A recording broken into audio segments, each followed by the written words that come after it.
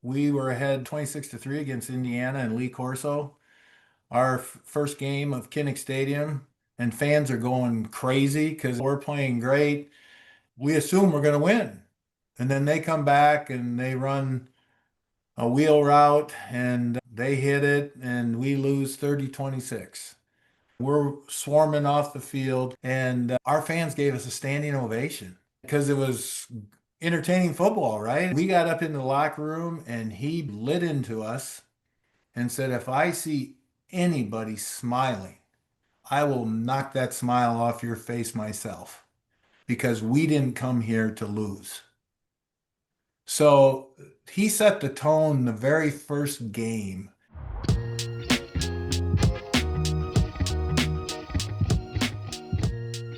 Welcome to the Gallery and Hurley Unfiltered podcast, Iowa Football Rewind. Subscribe now on YouTube or your favorite podcast player to get a behind-the-scenes look that you won't find anywhere else. Tonight we have Jason and Lon and Olejniczak, brothers, former Iowa football players. I would go through and list all Lon's positions, but I don't think there's enough time in this podcast. So we can get to that in a second. And the baseball positions too. Athletes galore here. So much to talk about. Thanks for coming on, guys. Thanks for having us. Yeah, thanks for having us. It's an honor. I saw Ronnie was just on recently, and that's a tough act to follow. So yeah, it's big shoes to fill right there. One of the greats, one of the GOATs. Unfortunately, you're going to follow Chuck Long. Okay. Hey, it got a lot easier. There we go. Yeah, exactly. Because Chuck was great, but we tell him he just had greatness around him that made him look great.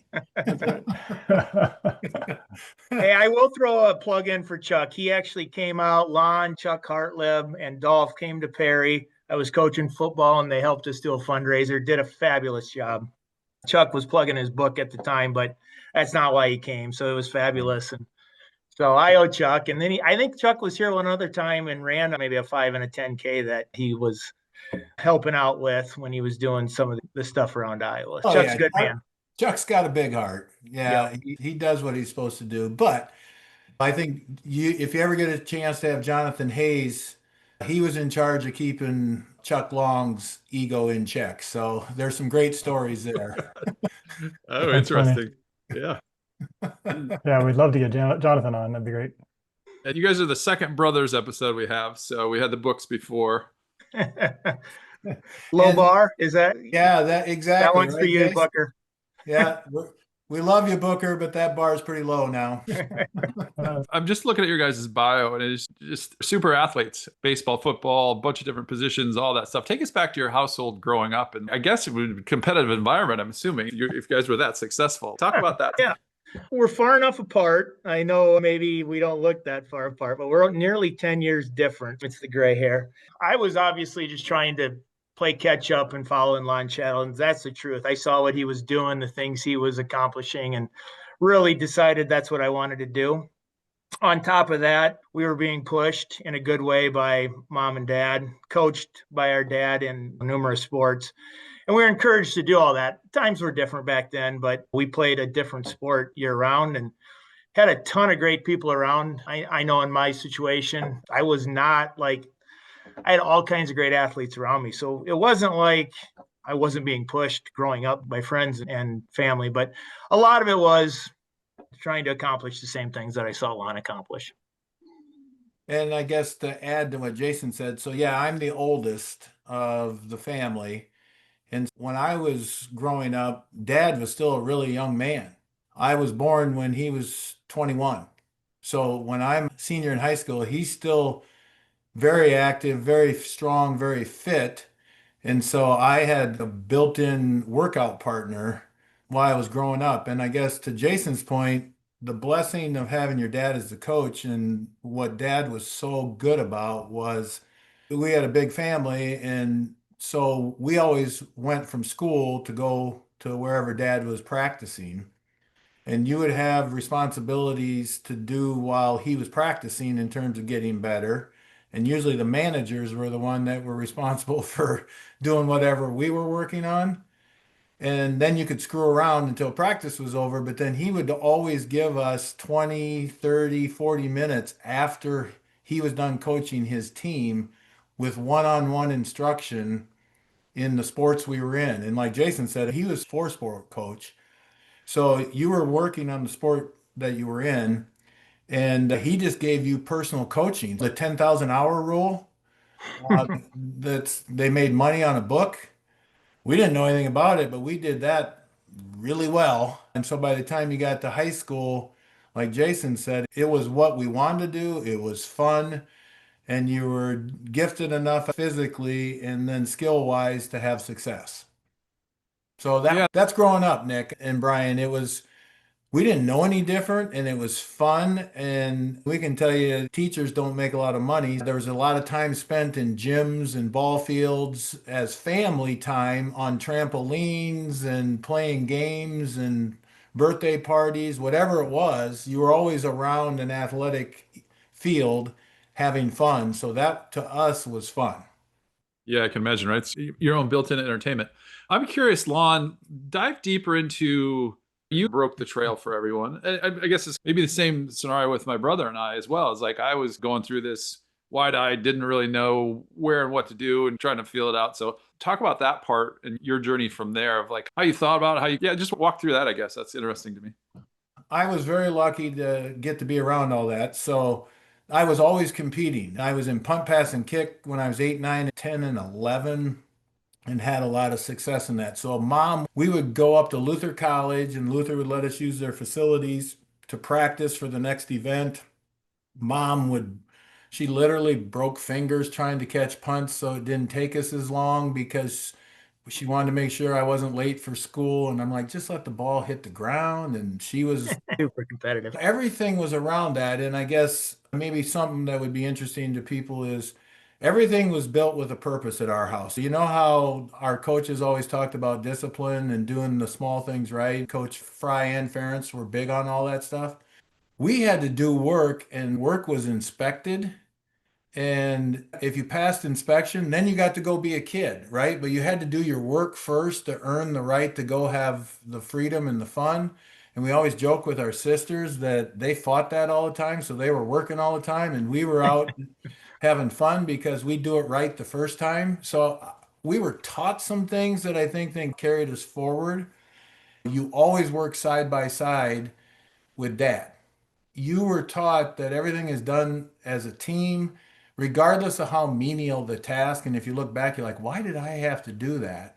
And all he was doing was teaching you that it's better to do things with people and be about the other person and put the other person as important to you as you are to yourself.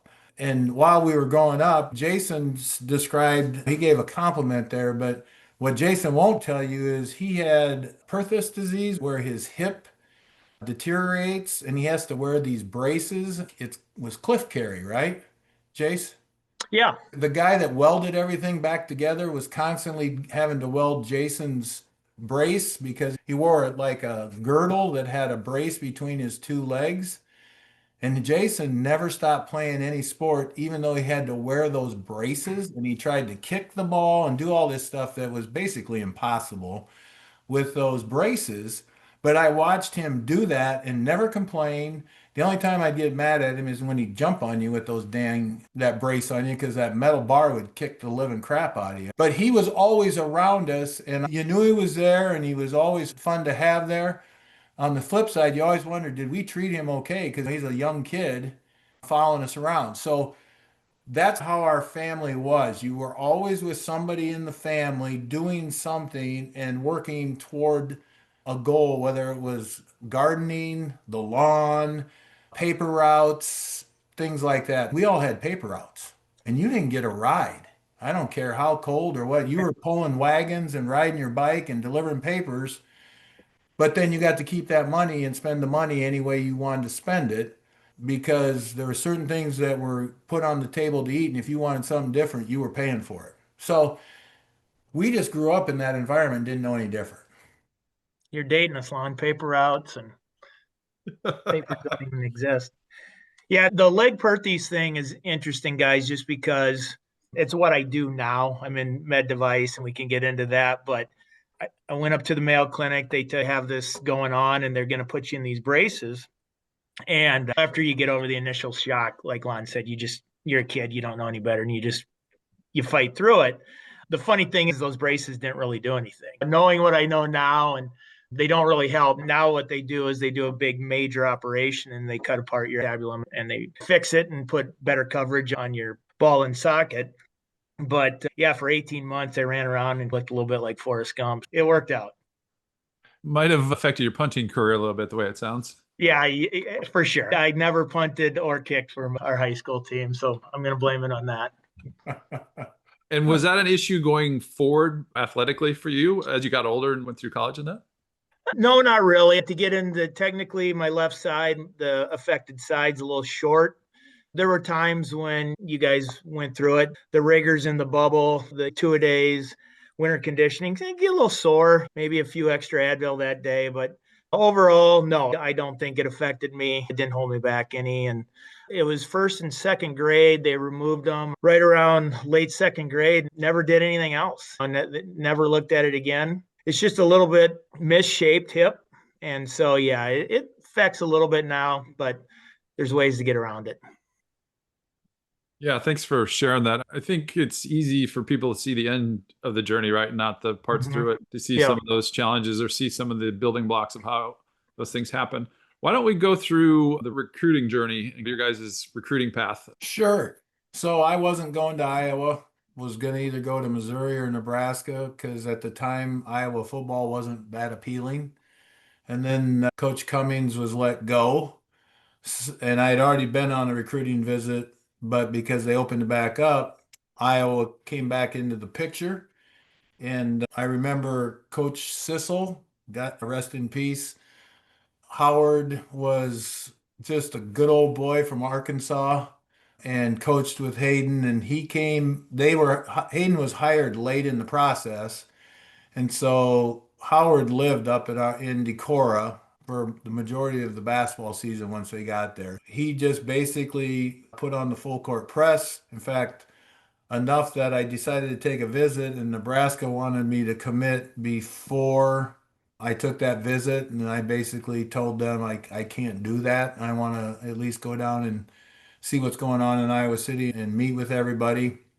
And the closing deal was one, Missouri was going to let me play baseball. Nebraska wasn't. Iowa then was going to let me play baseball also. But Hayden came in to our home and he came to a big basketball game. So he came up a couple times also. But when he sat there in our front room, he basically said that all things being equal, he's inheriting guys from the Cummings era, and then there's the guys he's going to recruit. And if you could prove that you were as good as the guys that were there that he inherited, he was going to play his guys. And if you go to Nebraska, you're going to wait till probably your junior year, theoretically, before you really got a chance to play because they had such a machine going. And Missouri wasn't, it was just far enough away, and they were an okay team at the time, although Phil Bradley was their quarterback. He's the guy who hosted me and then had a long career in MLB. That was the decision point. And when we're all young, we think we're all world. So I'm like, you know what? I think I'm going to bet on myself and go to Iowa because then if I do what I think I can do, then I'll get to play sooner. And that was the whole motivation to come into Iowa. And Coach Fry lived up to his promise. I started playing in the fourth or fifth game of my freshman season. So as a 18-year-old kid from Decorah, Iowa, it's pretty cool to get to run on the field and play in Big Ten football as an 18-year-old. And I'll finish with, I was a quarterback coming out of high school, and I started playing college football as the fifth DB on defense because when we started camp and everything, I was like, I don't know, sixth, seventh on the quarterback depth chart, so I'd get bored. And I'd go get in line to run reps as a scout receiver. And then Coach Sissel reminded Coach Brazier that I could kick and punt and do all that stuff. And no disrespect to good friends Dave Holscall and Scott Schilling, who were the kickers at the time. We had this guy named Reggie Roby. that was in our class. And so he obviously was going to be the guy that they're going to showcase punting and kicking. And Coach Brazier, Coach Fry, and Coach Sissel figured out Lon can back a lot of people up. And so we save travel slots for other spots that we might want more guys to go because Lon can then be the backup to all these guys, including Reggie. And so why don't we let him start playing and take him with, and then we can put more old linemen, D linemen, or whatever they wanted to do. So that's literally how I got to play. And Coach Brazier simplified my job as a freshman to this is back in the day when you had fullbacks, but there were a lot of good quarterbacks in the Big Ten.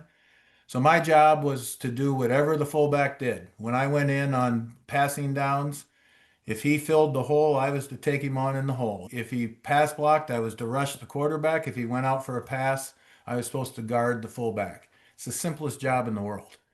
But I got to play Big Ten football my freshman year and was on all special teams then, obviously, too.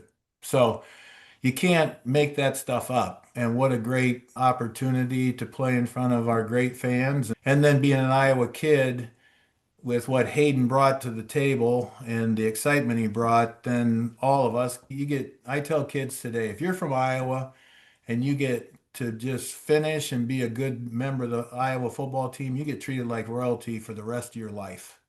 And so it's an honor, and it all started that way. Yeah, that's great. I think I wanted to try to do what you did, but I don't think they let me. I was like, wait, I want to do this. I want to punt. I want to kick. I don't know if I wanted to kick. I was straight on, was gone by that point. Where you excelled too much at punting. That was amazing. Yeah. I was like, this is That's awesome. right. Yeah, I only got to do short punts and kick extra points and field goals because Reggie was not good at that. He was good at really one thing, kicking the ball a long way.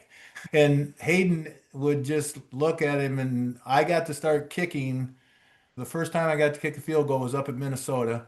Doug Dunham was the holder, famous Iowa City guy, one of the crossover guys and a good guy. Reggie had missed some field goals up there. And so Hayden got mad and said, Lon, you're kicking. And I went in there and Doug looked at me and he goes, if you miss this one, I'm going to shove the ball where the sun doesn't shine. And I looked at him and said, I haven't missed one yet. You know what? Back to him. I made it, and then we just moved forward. So Great. But Brian, I had a square toe and a platform, so I got to cheat. You were straight on. Oh, nice. Straight Yeah, on for sure. Yeah, So was nice. Reggie, right? Reggie was straight on, and Straight on. yeah, that was towards the end though. They started to fade away after that. Yeah, because I Tommy think Nick- Tom Nichols came in right after Reggie. When I Okay. broke my leg is when Tommy Nickel got to start kicking because I was kicking until I broke my leg. Tommy Nickel then, who was a great soccer style kicker for the Hawks. Jason, go ahead and take us through your journey and how that worked. Yeah, absolutely. You always want to be a Hawk, or were you?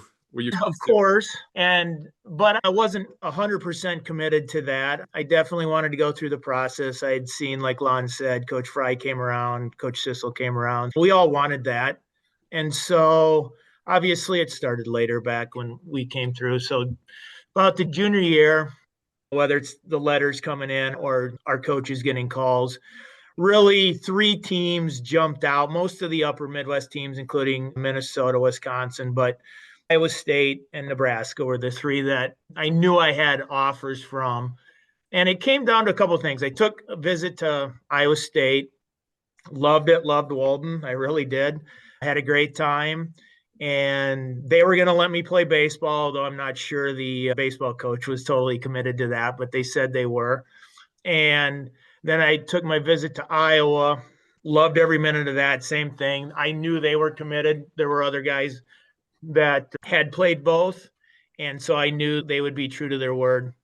Nebraska was putting a lot of negative heat on me, saying things, and yes, they were in the middle of being national championships and stuff like that, but basically saying things like, we're playing for national titles here, and where's Iowa going to the bowl? And I think in 87 it might have been Peach Bowl or something like that, and it just turned me off.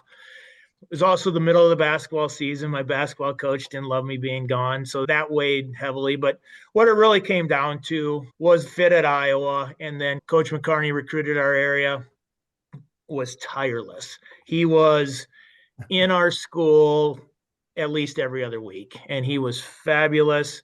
said all the right things, the enthusiasm. And again, it probably would have happened anyway, but with Coach Mack recruiting me, it was a fairly easy decision. After my visit, I basically committed there, stopped taking visits, turned down my visit to Nebraska, and I guess got back to playing average high school basketball. That was my recruiting experience right there. But yeah, Coach Mack was a wonderful recruiter. Obviously, we all know him and can say a lot of good things about Mack. It's funny you say that about Coach McCarney. He was on before Ronnie Harmon, I think was the episode. And he was saying that just if we can get him to Iowa City, we can close the deal. So that was their mantra. It's like, we just get him to Iowa City, we'll show him a good time, we'll show him the family atmosphere and all these things and lock it in, which it sounds like a lot of these things happened.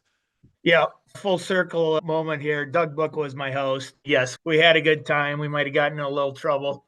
In fact, I think the week before he hosted Scott Plate, who was one of my close friends and teammates and came in with me. And I believe they got in a little too much trouble and they had to go get Scott out of the underage drinking out of the clink. So he's still committed to Max points. Booker got it done both weeks, I guess, even with getting Scott arrested. You did tell that take up a story. collection plate is Yes. the way it sounded from that story. Yeah. Were you ever thinking about just playing baseball? Was that ever thought you just want to go down the baseball route, or did you get looked at to get drafted or any of those things? No. That's a great question. The answer for me is not really. All of the schools, and again, it was only Iowa State and Iowa. Nebraska did not make that as an option. It was football and baseball. I guess everybody assumed that I wanted to play football. I'll tell you, growing up, baseball was probably my favorite sport and could be more related to the time we spent on it and Dad being the head coach and all of that. But I definitely made it known that I wanted to do football. And then the powers back then, Texas wasn't coming up looking at kids at Iowa, or at least not me. It was football first for me, but the opportunity to do both was unbelievable opportunity. And my time at Iowa on the baseball team was well spent and enjoyed every minute of it. But basically, I needed to be one or the other. Given part-time to both, I probably just wasn't good enough. And Coach kind of made it known that maybe I needed to focus on football, and I was okay with that. And mine was a little different. So baseball's where I excelled first because I grew 6 inches between ninth and 10th grade, but didn't put on any weight. And so I didn't really get the weight that I needed to be an aggressive football player till toward the end of my junior year, really in senior year. So baseball to me was a given. I could always go play baseball. I had a lot of success in baseball, but nobody thought I could play Division I football except me and Dad. And a lot of that was because of just the maturation that came at the end of my high school and even into college. I just kept getting bigger and stronger, but was always athletically gifted enough at high school to do well. So I literally wanted to play college football to shove it up people's butt and make them eat their words that I couldn't play football at a high level. That was my motivation to play football because I knew I was good at baseball. And so it was more of an FU type of mentality going to play football because everybody assumed it was always going to be baseball from the time I was young. Interesting. Yeah. It's funny how those things work, right? Of where you want to be and how you get motivated to do certain things. Jason, back to you quick. Were you wanting to be a DB or a quarterback? I know you excelled at both those in high school. And that Iowa made it known right from the beginning, and I appreciated that. And I actually reached out. Funny thing is, I'm not sure Coach Snyder recruited me. He had left for K-State, but somehow through that relationship, he encouraged me that I was a defensive back. But Iowa State, Nebraska, Minnesota were all on me as a quarterback. And obviously that's intriguing and everybody wants to. I would say most people want to start on that side of the ball. Personality wise, and then obviously going to Iowa, and to their credit, from the very beginning, they're like, no, we see you as a defensive back. That's how it ended up. It would have been interesting. We ran, again, typical late 80s, early 90s. We were running the option, veer type stuff and throwing the ball 10, 12 times. So it definitely would have been a stretch at Iowa, but I probably projected out better on the defensive side. But actually, it reminded me that my mom was a PE teacher at City High. And so I forgot the advantages of being able to get into the weight room and borrow balls and things like that. Yeah, there is an advantage there to having parents that have access to the gym and sports Keys in the equipment. school. Absolutely. And she also would go and help me with catching punts and kicks and hurry up, let's go before school starts. There's time in the mornings that you can practice, and it just reset my mind a little bit when you can do practice anytime. Like you're not limited to practice. You can do anything you want outside of practice. And so she would get me up early and we'd go, and that just was awesome to have a mother, especially, that's really encouraging and helping us excel at our sports. And I don't think she tried to break her hands or catch any kicks, but she's got really good at throwing them back. Kudos to her. Yeah, thanks to all the moms. Absolutely. And our mom not only did that stuff with all of us, but she also was the team psychologist, trainer, and everything. She attended every Decorah High School baseball game and when dad was coaching. So she sat on the bench and kept the book, and then was a team psychologist and all that stuff when people would get sideways with the head man. But she would always support what dad was saying, but more with maybe a little more empathy, but would always remind you that what he's saying is right. Um, but she was actually a fierce competitor, and she was a sister of four brothers. So she grew up in that environment with brothers. Mom was not only special in our family, obviously, but a special piece of the puzzle to Decorah sports because Paulo was always there, was always very supportive, but was always going to tell you, you got to do what the coaches say if you want to have success because they probably know what they're talking about. And to your point, mom was a good balance and a good piece of the puzzle in the Olejniczak story. I second that. It's yeah, it's interesting all those pieces come together, right? It's like you look at the bigger picture of this, and even just through the sports, right? These coaches that have coached for 20, 30 years, just the legacies they have and the amount of kids they've touched and the mindsets and some of those things. Really, we've listened to a lot of people on this podcast, and you just can see the impacts like just ripple through life and through their rest of their careers and all that type stuff. Let's move forward into your guys' first year at Iowa and walk through that, if you will. Kind of getting there, get your feet wet, talk about some of the ups and downs of that, if you would. Sure. We came straight from an all-star game in Ames, Iowa. Mom dropped me off at college in a red Pinto. I remember that. And I had basically Not a lot of stuff. a bag that we got from Christmas that said Lon, Lon, Dree, so laundry bag. And everything that I had to wear for college was in that bag. That's all I showed up on campus with. And as a quarterback, we were there 2 weeks before everybody else got there for camp because Snyder had us come in. And Jim Molini denies this, and we joke about it every day. But the first few years at Iowa were tough because the mindset that was there was we spent more time fighting each other on the team than we did the guys on the other side of the field. So the defense did not like the offense, and the offense did not like the defense.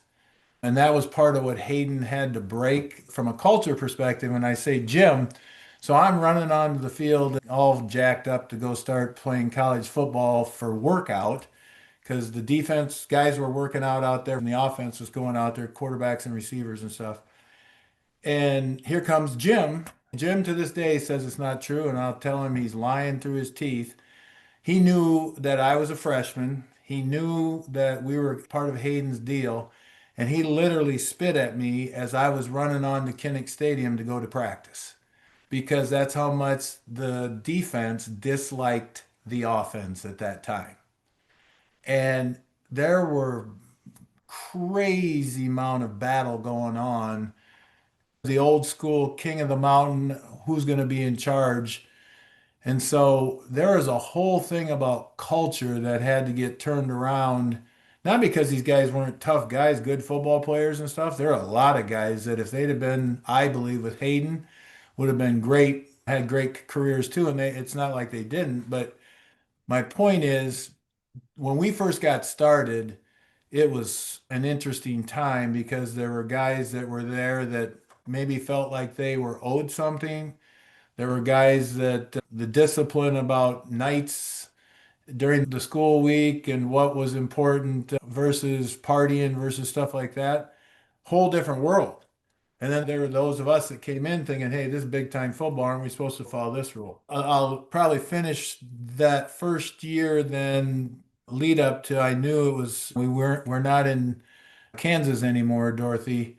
I was dumb enough to raise my hand and make a statement as a freshman at a team meeting. Stupidity, right? But they asked us about what motivates us. And I said, honestly, I do not like to. In fact, I almost would say I fear losing. I will do whatever it takes to make sure I don't lose. Extra work, whatever. And I explained that. And they all looked at me like I was from Mars. And I'm like, what do you mean? That's how much I detest losing. And these guys are looking at me like, that's no big deal. I'm like, oh, wow, I'm in a different world here, and I maybe should have kept my mouth shut. Fast forward, I got to smile here recently. I listened to Bill Belichick's book, and guess what he said? He fears losing, and it motivates him to do what he did and stuff. And the book's great. I don't know what people think of Coach Belichick, but it's a great book. And on Audible, he reads his own book. So it's his voice. And there's just great life lessons in there for everything. But my point is, it doesn't mean I was right, but I also then realized at that time, this isn't Decorah, Iowa. This is not going to be a walk in the park. And those couple things I just shared there, you're going to have to battle your ass off. One, to get on the field. Two, to have the respect of your teammates that you can even have a voice and things like that. And I know about 2 weeks into camp, I called Dad and said, I'm not sure if I really fit here. And he goes, why do you say that? I said, there's some different dudes here. And he goes, see, that's life, right? And you got to figure it out. And I said, Dad, there's this guy, Andre Tippett. He's bigger than me. He weighs more than me. And he's faster than me. And I'm supposed to be a skilled guy. And he goes, then you just got to get faster and stronger. And he goes, you've done this before. You just got to work harder and figure it out. And so that was the beginning of my career. That kind of then encouraged me to just, okay, do whatever you can to get on the field. That's why I'd go do scout squad stuff. That's why I'd go catch punts. That's why I'd go do all the stuff I did. And it wasn't hard for me because I knew how to do all that and it was natural. And that's then how I got to play. And I played every game after I started playing. So I lettered as a freshman. I got all the accolades and all the stuff that go with being a young guy and everybody in the community treating you like you're somebody special, on and on. And so I went from scratching my head and wondering who I was even on a team with. By the way, all those guys are great teammates and I'd go to war with them anytime. But we had to figure it out early on, and I had to figure it out, and then it started to become a lot of fun. Your dad's probably, yeah, that guy's going to have a gold jacket someday. At that time, he didn't even know who Andre was because that was the first year Andre was going to play. But I'm sure when Dad came to that first home game, our freshman year, and he saw Andre play, yeah, that guy's pretty good. Yeah, he's different. He's different. He's a difference maker. Yeah. I think they were saying Ronnie Harmon and him where people were like, wow, these guys are just built differently than the rest of us. Yeah. Those two guys, because I got to play with them both. They both were teammates. And they don't make guys like that very often. Everybody talks about Cooper DeJean, who's a great player, and Jack Campbell's a different kind of linebacker, and some of these guys. I put Andre and Ronnie from a football athleticism perspective against anybody that's played as a Hawkeye. I don't think there's a lot of argument for that. Yeah. No. Yeah. Everybody's done their own thing their own way. But yeah, some of those guys just have different makeup. We noticed the same thing when we were at camps for the NFL for a while, and you just look at guys, you're like, wow, it's just too easy for that person to do that. The speed and athleticism is just mind blowing. How do you think? So I think what you were talking about earlier, you were talking about the culture of your team and working into the new mindset of having losing being this thing that everybody hated or feared. How do you think that kind of finally came about? Was it by just pure brute like force, or was it like getting guys' mindset turned around, or how did that work? Or was like you had enough guys that were like, okay, we're tired of this? What changed that? Because I think that mindset's an interesting thing for me, and I'd like to hear about how teams change, how people change, like how that kind of just mental attitude really can make a difference. Well, Hayden, as you guys know, was big into the mental side of things and the psychology of how you approach life. And so, couple examples, we were ahead, what, 26-3 against Indiana and Lee Corso, our first game of Kinnick Stadium, and fans are going crazy because it's entertaining football. We're playing great, and we assume we're going to win. And then they come back and they run a wheel route and they hit it, and we lose 30-26. And we're swarming off the field because Hayden would have us swarm on, swarm off. And our fans gave us a standing ovation. And because it was entertaining football, right? And it was good football and all that stuff.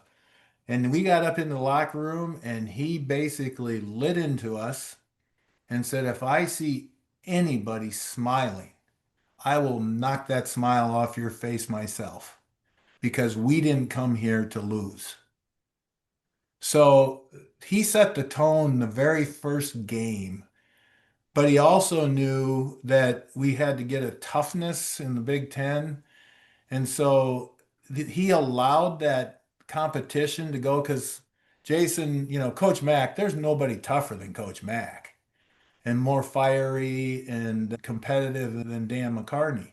But then you also have Bill Snyder. You talk about a competitor.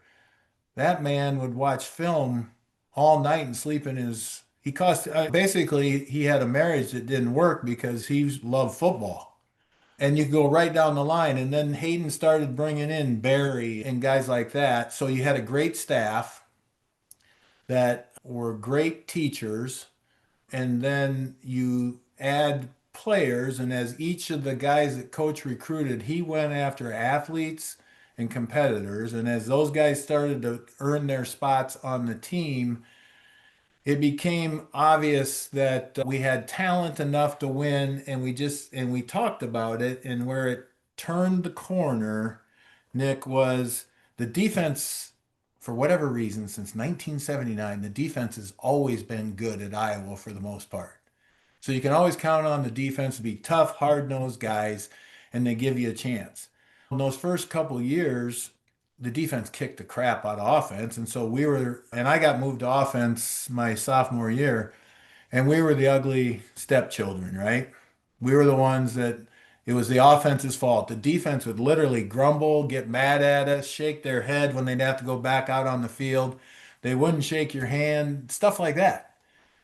We got to that third year, and in spring ball, the offense started winning.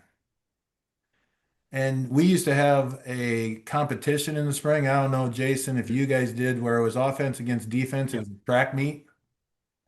The offense beat the defense. So we started winning in the competitions. And all of a sudden, there was a whole new respect and feeling in the facility. Okay, now we might have a chance because the defense actually had to acknowledge that the offense was good. And we knew we had a good defense. And then Coach Ferentz always says it when he got here, we might not have been the most talented, we might not have been the most gifted football team, but there was one thing that was really clear. This team was sick of losing football. And so we were going to do what it took to win. And so it was one of those things where we got a little bit of magic in the bottle and there was respect on both sides of the ball. And then we started focusing on beating the team across the field instead of complaining about the guys on each side of the 50. And it's amazing when you all get on the same page what kind of football team you can become. And so that's really, I guess, in a nutshell, Nick, there's a whole lot of stuff behind that. Guys stopped going downtown. They started focusing on wanting to be good football players. You got to give Bill Durridge credit for building up strength and conditioning, all that kind of stuff. The guys would come back in the summer in shape, on and on. But it really came down to we were sick of losing. We wanted to be respected. Coach Fry and staff weren't going to accept anything less than that, and that's how it started. I suppose the fan base starving for some good football too helped when they got all excited about it as well. The first year we got their hopes up, and we were what, 5-6? Then we went backwards. We were 4-7, but in fairness to the defense, it was more because we couldn't find offensive production. And then we found offensive production that was balanced enough that third year, and then our defense was really good. And Reggie Roby was the MVP at the Wisconsin game for his punting, because I think he killed about every punt inside the 10. And I think it was one of those 9-7, 10-7, some crazy low scoring game. And our best weapon was Reggie and our defense. So when we needed to show up and stop somebody that year, we did. And we got to go to the Rose Bowl. So there you go. Sounds familiar too. It sounds like it's been that way for a while. Interesting. Yeah, go ahead, Jason. Walk us through your journey as well. It was the same thing, and showing up early, which they're there all summer anymore, so they don't have to show up early. But yeah, when you came in back in the day, anybody that hadn't been there came in a week early to get acclimated, learn everything from, I guess, the red route, blue route, to how to do things right. Again, growing up playing in medium-sized football in Iowa, it's different. The techniques are different. So you come in and it's just 4 or 5 guys per room in the DB room with Coach E, and you're doing countless hours of drill work.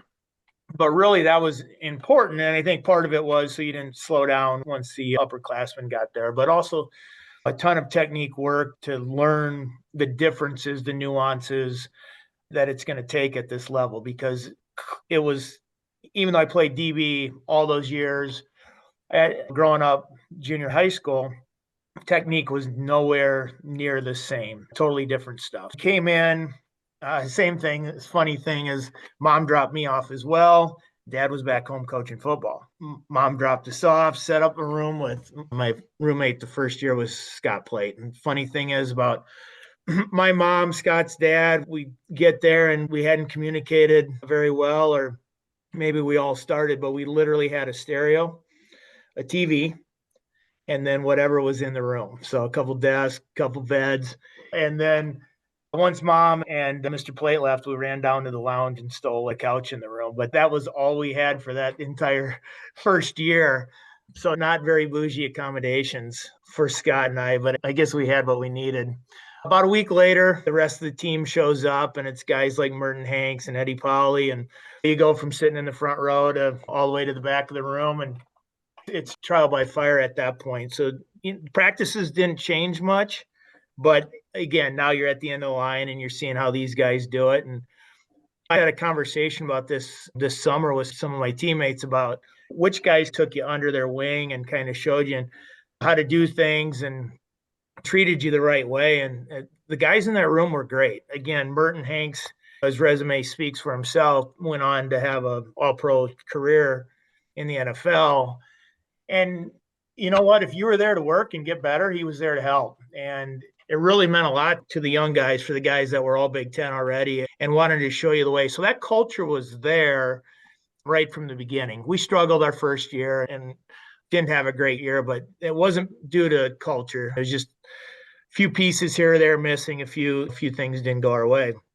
But the story that I really can remember vividly is Coach Fry didn't do, at least not when I was there was not a lot of good on good scrimmages. It was a lot of scout team versus one, maybe twos versus one, both ways. And so literally 3 or 4 days into that camp, when everybody's around, we're scrimmaging. And scout team, you're out there. And it's against the ones. And it's Nick Bell, Tony Stewart. I think Paholski was the quarterback at the time. And here you go. I think that's really where Lon talked about calling dad 2 weeks later. You're unsure until you have to do something. And it might take some people longer than others. 2 or 3 plays in, Nick's going to get loose, right? And you go stick your nose in there and you try and make that tackle. And bottom line is, I think I made the tackle. I'm sure I got run over by Nick, but I made the tackle. And to see Coach Elliott and everybody just going nuts is okay. I can do this. I belong here. I'm not ready to play, but I belong here. From then on, it was a complete learning year.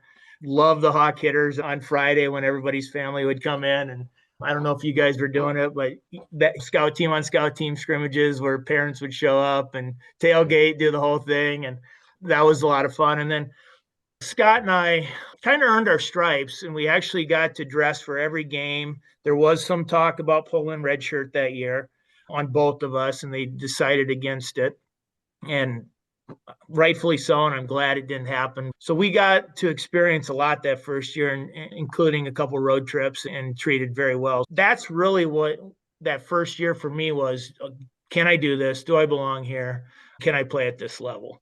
And then once you prove to yourself that you can do that, then it's okay, well, what do I need to do to get better to get on the field? So then in the spring, I did go on and play baseball, but I went through and did spring ball as well. So everything went well, redshirted in baseball, and played spring football and had a good spring. Came back the next fall and was on the first line with a junior named Brian Wise, who we split a lot of time from there on out for his next 2 years. But again, the quality of program that we were in, and it was competition. We both wanted to be on the field every snap, but we were both cheering for each other as well.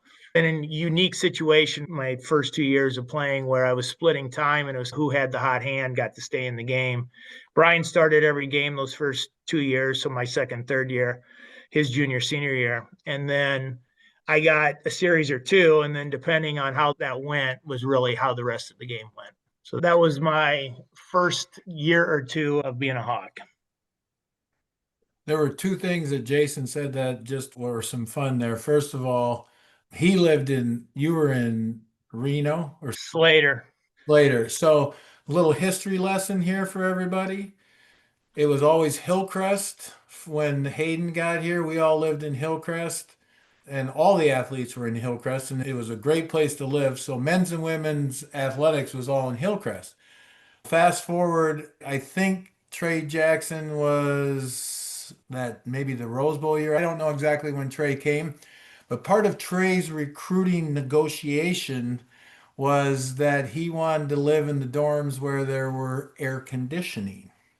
So when we were there, they started moving the younger guys over to Slater and Reno, and we all thought that was just crazy all get out because for the few days you needed air conditioning during the winter and throughout the year you had to walk across the street to go to training table because training table was in the basement of Hillcrest. So it's like, why would you want to go live over there?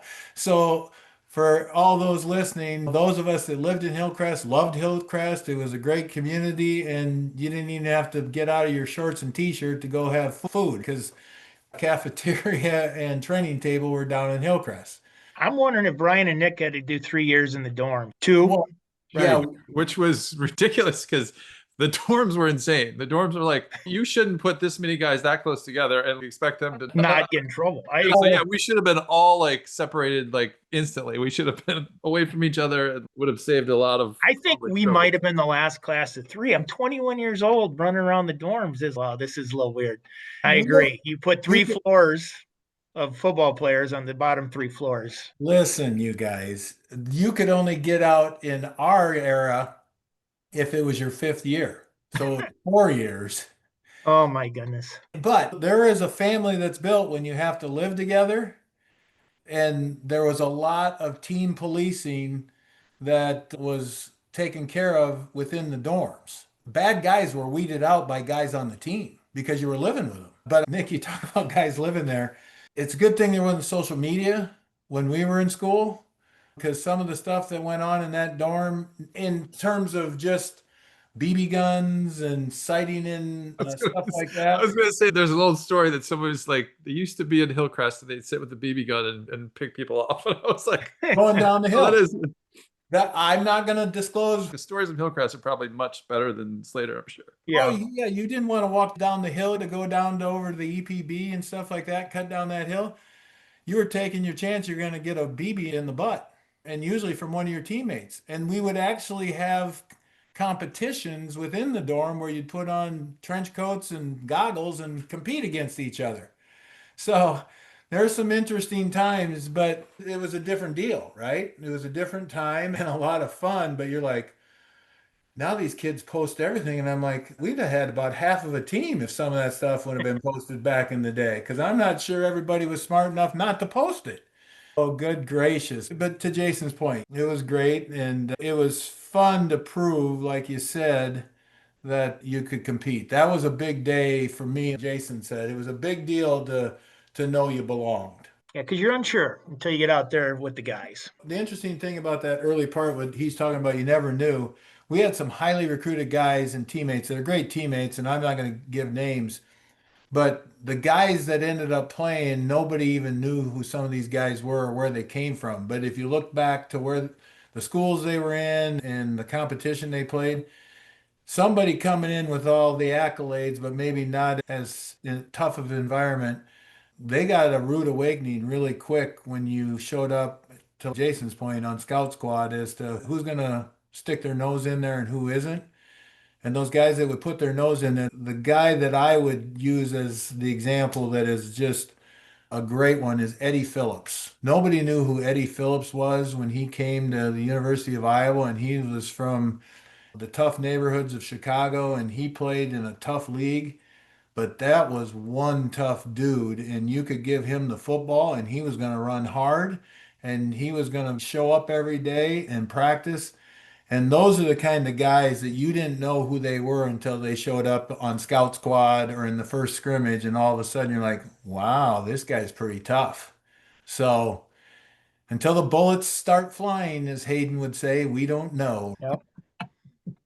It's funny to hear you say that because it was an equalizer, right? It's like you have all these people coming in from different spots. Some were 5-star, some were 0 stars, and you just get there and then things start and you're like, okay, this person's has what it takes to do it and is going to be great and they're going to work to do it. And some people just flattens the ranks at that point of, okay, you've got to show up and perform or otherwise you're not going to see the field. That's true meritocracy. I think it's great. And yeah, it doesn't matter. And I know it's the same way. It just didn't matter once you got there and you were part of the deal, then you had a chance to prove yourself. And it might have taken a little while longer. You may have been started from a lower position, but eventually everybody knew who could play and who couldn't play.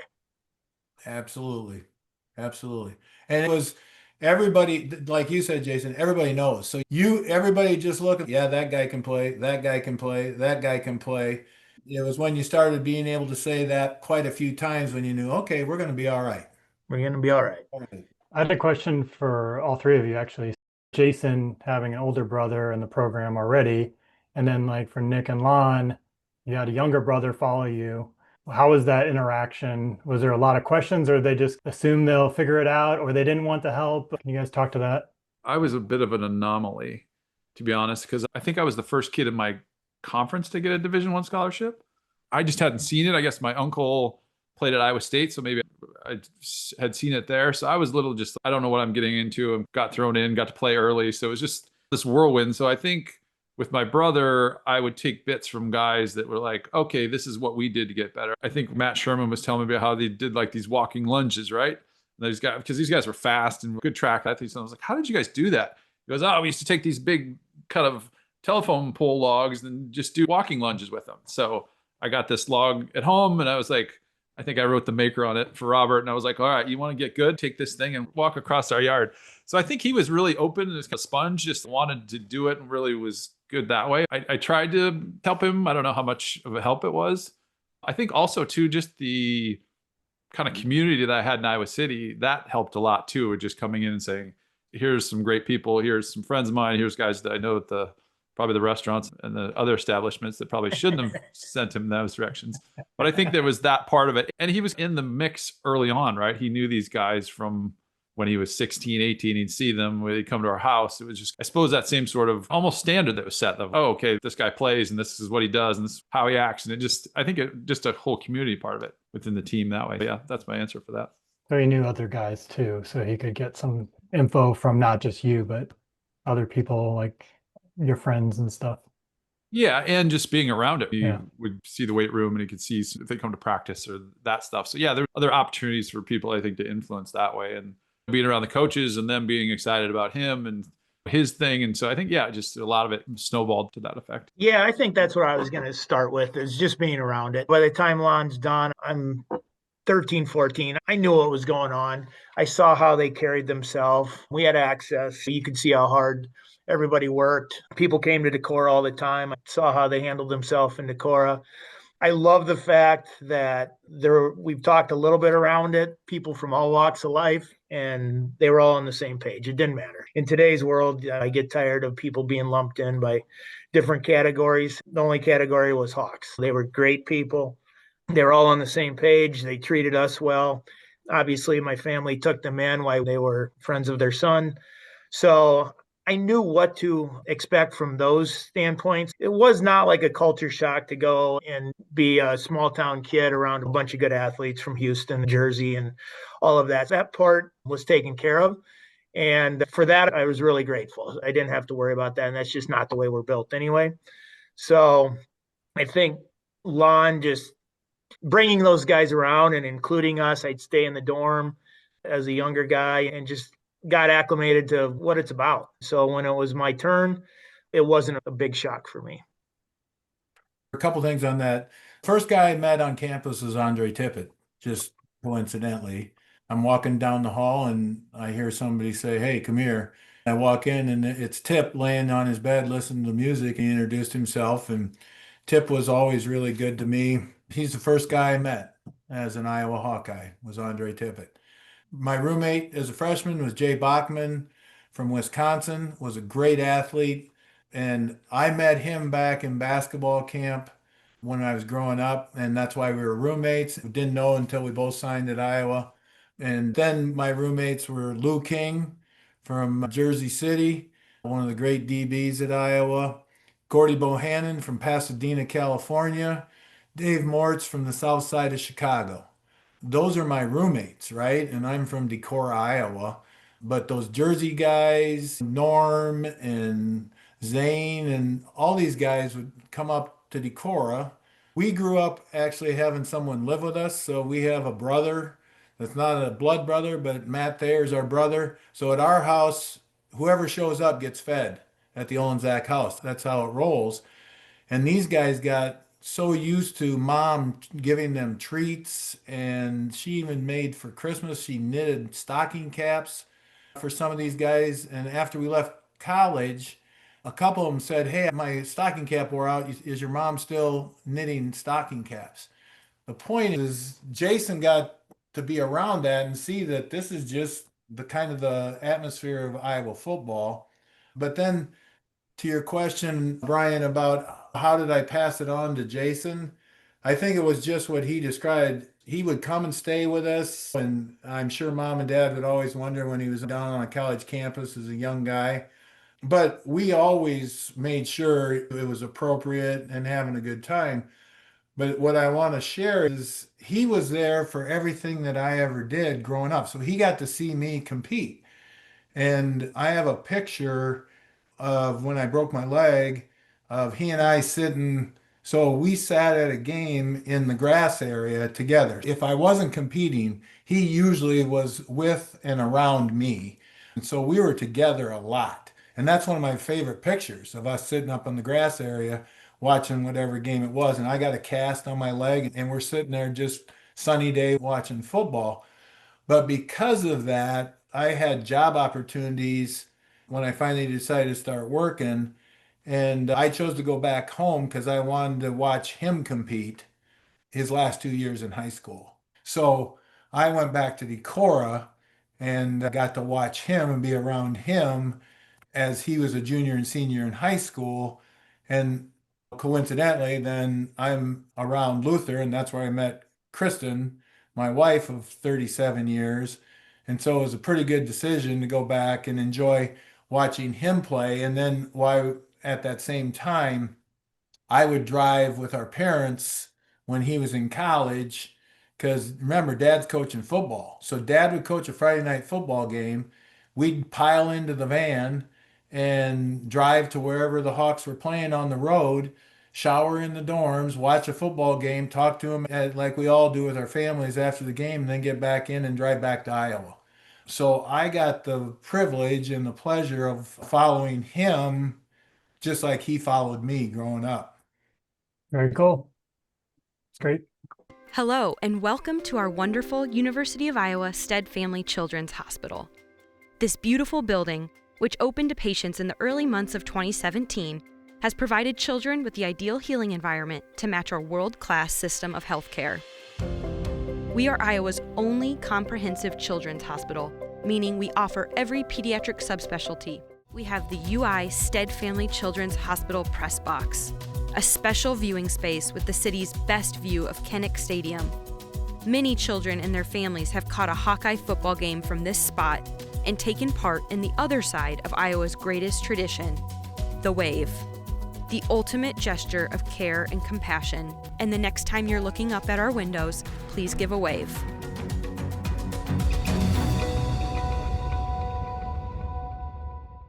One thing I want to say, because Nick, I probably know Robert better than I know you, but I knew Brian when he was just a young pup, right? Because Right. his dad, Pat, Oh, his dad. Yeah. was a friend and probably has some of the best secrets of Iowa football next to only Gary Hughes on us old guys. And I just want to acknowledge that Pat was so good to all of us when we were in school, as was the Johnson County sheriffs. And the times were different back when we were in school.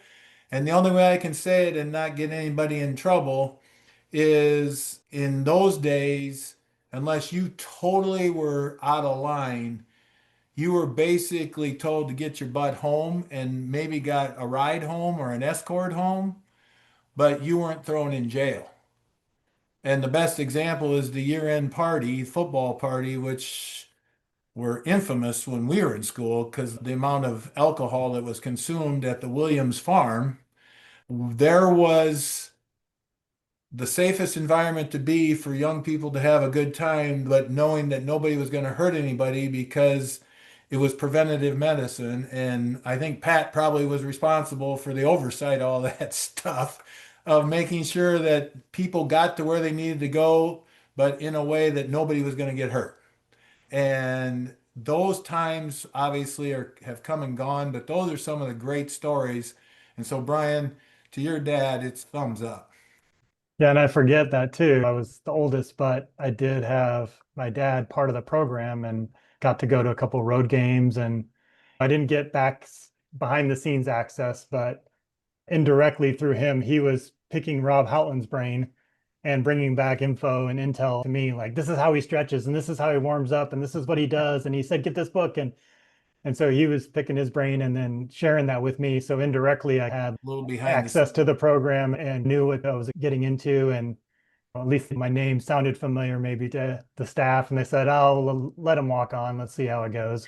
So I'm sure that didn't hurt my Just chance. his dad's a good guy, so we can give him a shot, right? Yep. Sure. But yeah, kudos to your family too. But you at least got a little bit of that also Right. because of your family relationship too, right? Absolutely. And God bless Gary and Pat, because oh Lord.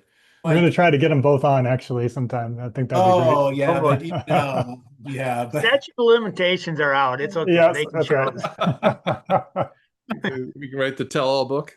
Yep. yeah, and those stories, our greatest butt chewings had nothing to do with football. It had to do with weekend activities. We'd have to show up in game locker room ready to work out because somebody did something on a Saturday night in a sorority function or whatever. And you're just like, oh, good Lord. So, I think that's how the Sunday shakeout run came to be right there. We have Yeah. them to thank for it. yeah, it's probably awesome because Hayden would just, back to you guys, when we'd have games, we stayed in the dorm. We stayed in Hillcrest at home the night before the game. So Wow. the coaches had to stand at the end of the hallways where you could get in on the ends of the fire escapes and stuff. So the assistant coaches took turns monitoring those doors the night before the game to make sure that everybody was in bed and sleeping and that people weren't coming down the hall. So it just, my point is, whether it was the year-end parties to downtown to shakeout or whatever, times were different. Not better, not worse, but those are the stories you really can talk about with your teammates that you're like, oh my Lord, it's amazing how many of us are still around. It's probably great we didn't have cell phones either. It's funny to think that we would actually stay in the dorms the night of a game if it just like the whole dorms are just raging, right? Like I had a game tomorrow. Like, remember how loud the dorms were? This came up this summer. Mike Saunders asked, do you guys, and he was asking the older guys, because our group ranges from his class, which is Sondo, Rogers, John Derby, down to Johnny Hartlib's the youngest, so 4 years. And Mike was asking, do you guys remember staying in the dorm night for the game? I know we did not. We went to Cedar Rapids. So I think in that time frame was when they made the switch to go to a hotel. Because I can't remember the answer, to be honest. I thought somebody said, yeah, we did our freshman year, which would have been those guys graduated in 91, right around there. So yeah, they were staying in the dorms. It's like, how do you do that? You stay in the dorm. The stadium is what? Through the hospital is less than 3 blocks away, but you go down to Hillcrest, get on a bus, and then ride up the hill and get dropped off to go to the stadium. So you could sleep in the dorm, but they wouldn't let you walk over. I mean, it's just what, and I would actually, because of I had to kick and stuff, I would go out and kick in between Quad and Hillcrest to warm up a little bit more because I needed to, in my mind, I wanted to warm up more, make sure I could hit a spiral if need be, because Nick, you'll appreciate this. Hayden wouldn't let us kick cross field for fear of a big return. So if you were on the right hash, you had to kick it out of bounds on the right on that side. And then you'd chew your butt if you kicked it like 30 rows up into the stands and wanted to know, what are you doing? And I'm like, I really didn't intend to do that, but you didn't get, there's not a lot of margin for error either. That's punting 302. That's not easy. Yeah. It's like middle of the field, get lucky, or put it in the stands. So Right. wait, you went outside the dorms before the game to warm up, you're saying? Yeah, I'd bring 2 footballs back from, Friday night walkthrough.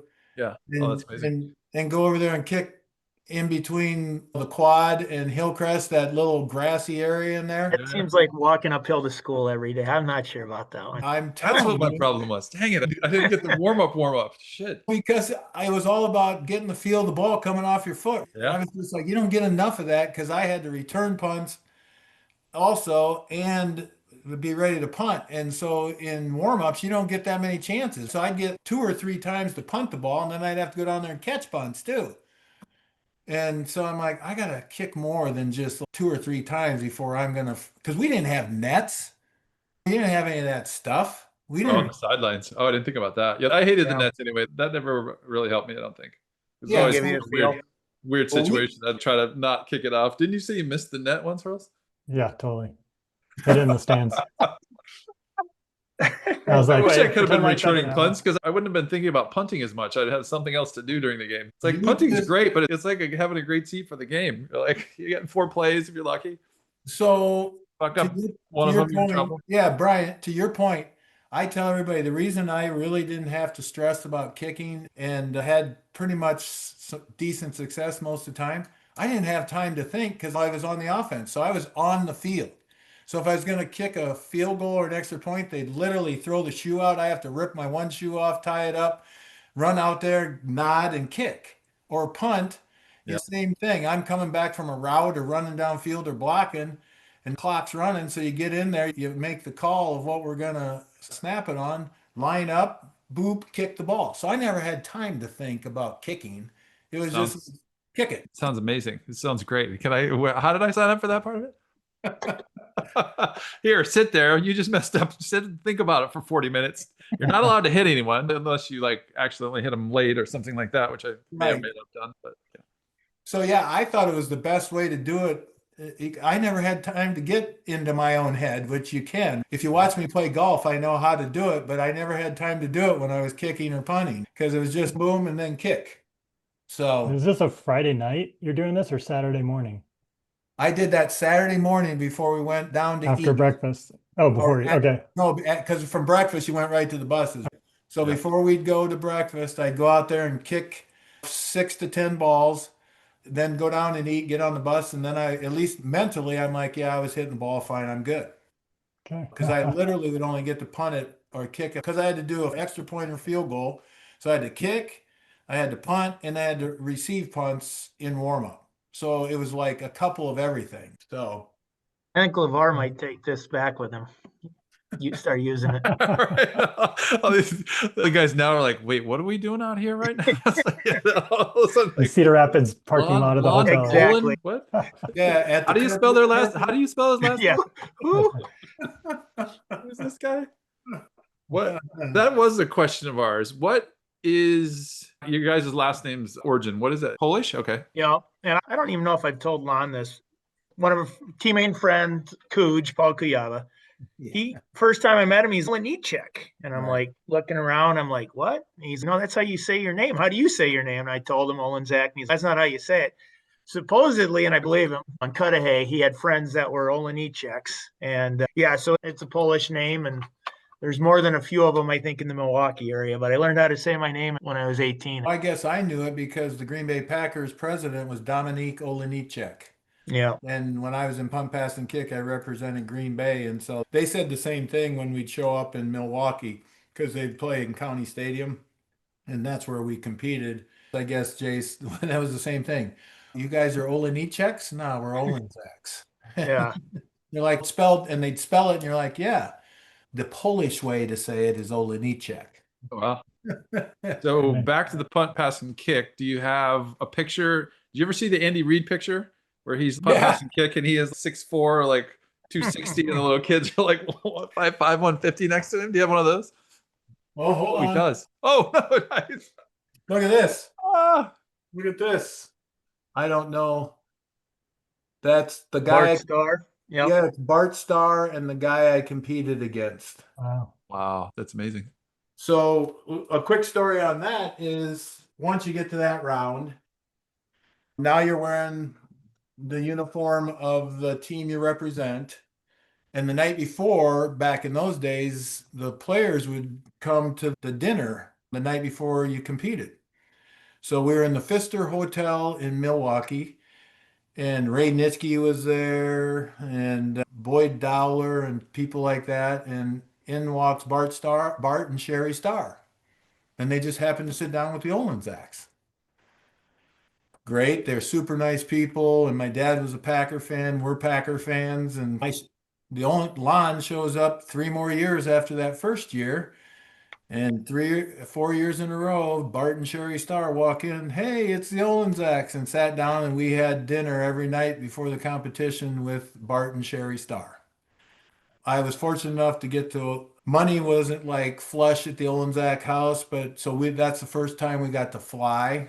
You would fly to these games, and then if you won there, you went to the NFC competition someplace. So we went to San Francisco, Dallas, Detroit, and New Orleans for that. And I was fortunate enough to win that competition twice. So I competed at the Nationals twice. I got second both times.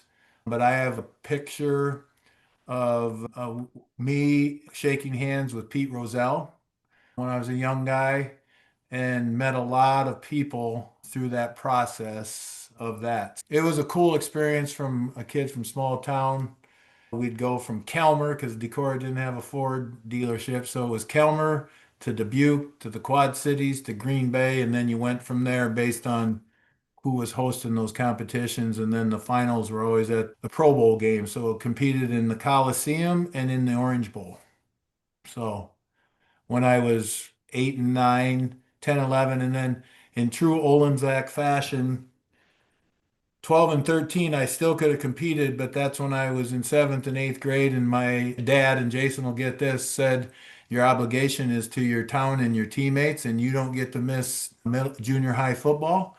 So you're done competing because you're going to play 7th and 8th grade football. And it made sense to me. I didn't care. Yeah, that's what we're supposed to do. And you're the quarterback of that team, and it's not fair that you're going to be gone and miss a game to go compete because that's thinking about yourself than your team. Okay, we're done. So It's a wild story. It's awesome. Those are fun events. The punting and the kicking, you had to punt for a line, right? If you sprayed one to the side, then you all three. lost. Yeah. All three, and they would, yeah, so for distance, but then they'd subtract accuracy. And at the time, I was not very big. So I wasn't the Andy Reid of that type of thing where I was the biggest guy. I usually was the smallest. But again, because of practice and the right coaching, accuracy was at a premium at our house. So if you missed that line by a couple yards, it was rare, even kicking and punting. Oh, well. So it was all about straight up, straight down, and then the drop of the ball, obviously, with the punt. Yeah. So Where did you learn how to punt? Did you teach yourself? no, but Dad could punt. Dad could punt a spiral every time he dropped the dang ball. So Dad was a great athlete himself. He got a concussion playing football at UNI, so he just finished playing baseball at UNI, Iowa teachers. But he was a great athlete. And our quickness and speed came probably from Dad. I got a little more size because Mom's side of the family had height, and I got a better genetic opportunity on that than Jason did. Jason's built like Dad and quick twitch, very quick. And I got a little more length because our grandpa was, what was Grandpa Ray? 6'1", 6'2", and he was the runt of his family. He had brothers that were 6'5". Yeah. So I got a little more of the DeBerg gene. Jason got hardcore Olejniczak and Kleiss gene pool. That's great. You said the Ford Come. dealerships were in charge of where the competitions were? Yeah. It was Yeah, all okay. sponsored by Ford. Okay, all right. Yeah. Sponsored by- Ford punt, pass, and kick. And so you had to sign up at a dealership. Ford, and it was first class. You flew everywhere. You stayed in great hotels. And if you got to the championship, the nationals, you were there for a week. We were at Disney World and Disneyland for entertainment and everything else around that, SeaWorld and Knott's Berry Farm and all that good stuff. So You went to the Rose Bowl. You're like, this is old hat. Been here, done What's that. next? Come on, this is the same shit I did when I was 7. Come on. it was a great experience. And again, so we just grew up around competition, I guess, is the simplest way. We just saw that as part of life. And that has its blessings and its curses. You had a question earlier, something like favorite games or something. You maybe had your kick against Nebraska, maybe one of those, like stuff like that. I mean, on that one, that game was awesome because, yeah, made a field goal, made an extra point, had a decent punt return. I think I'm the only one that caught passes that game. Iowa offensive team comes to the call, moves it right straight down the field, scores first. Iowa leads 6-0 with 9 minutes and 16 seconds remaining in the first quarter. And that is the first touch for Eddie Phillips. He did not score last year as a freshman. Hawkeyes went 45 yards in 7 plays, 9:16 remaining in the first quarter. Olejniczak to try the PAT. He pooches it in. It's good. Iowa leads 7-0. Back in a minute around the Hawkeye Network. Hawks leads 7-0. Bohannon holding the snap. The kick appears to have the distance. It's good. Hawkeyes lead 10-0 as Pete Gales falls on the ball and the fans count off the final seconds. Wowie! There it is. 10-7. Iowa shattering any dreams Nebraska might have of a national championship. But I'll tell you, in true Olejniczak form, there was one pass that I got ahead of myself and I dropped, and it was a receiver screen, and I know I would have scored. And I saw that I was going to score, and I forgot to take the ball with me. So even though that game is forever famous for Iowa football, because that really then told the world that we'd finally made it, I remember the drop as much as I remember all that good stuff that happens. It was a great game, and we played them tough our first year. Then they kicked the crap out of us. Then we beat them. And I remember lining up. I was a wideout, but I lined up next to Mike Hufford, and we basically went unbalanced right. And Jamie Williams was the famous, really high-end defensive end for them. And he looked at me and he goes, "What's this?" And I said, "We got you." And we controlled them that day because they didn't know what was going on, and we out toughed them that day. We pounded them. Now they turned around and pounded us the next year, but and when we went back to there. So that game was big. Obviously, the game I broke my leg changed a lot of things in my life. And the only thing I would say about that is that was 2 games later against UCLA in our own stadium. The year that we turned Iowa football around and started winning again, I had to grow up and learn why other things besides sports might have to be important because of the severity of my break. But when you look back and you can project back what might have happened versus what happened, life turned out all right. Had a great career, got a great family, great wife. That probably wouldn't have happened if I'd have kept playing at the level of football that I would, because my confidence says no doubt I could have been playing longer because of the things I could do, but that wasn't what I was supposed to do. Nebraska and UCLA obviously are 2 big games in my life. And then probably one of the funnest beyond the Nebraska that I can say I had was a fake field goal against Michigan in the Big House that we scored up there. And again, this is always depending on who tells the story because Jonathan Hayes and I were the 2 tight ends on field goal and extra point. And normally I was the left one and he was the right one. And we called fake. And depending on who you believe, we switched because one would say that they were a better blocker than the other one, and one would say they had a better hands than the other one. But we mutually decided we were going to flip, and Tommy Grogan threw me probably the simplest fake field goal in the history of football. Because as I went by a Michigan linebacker, all I heard was, "Oh, fuck." And I got in the end zone, turned around, and just caught the ball. It was that easy. They had no idea we were going to do that. So that's pretty cool when you can silence the Big House. What year is that? Is that 83? It was 83. One loss in the conference. Up fake. Grogan throws in the end zone. Touchdown. Grogan, the quarterback, holding the ball, comes up and throws to number 88, Lon Olejniczak, in the corner of the end zone, and the Hawkeyes get the touchdown. And I'll finish my part with, we lost to Illinois that year bad. And they went to the Rose Bowl. But if you remember back then, Nebraska was really good.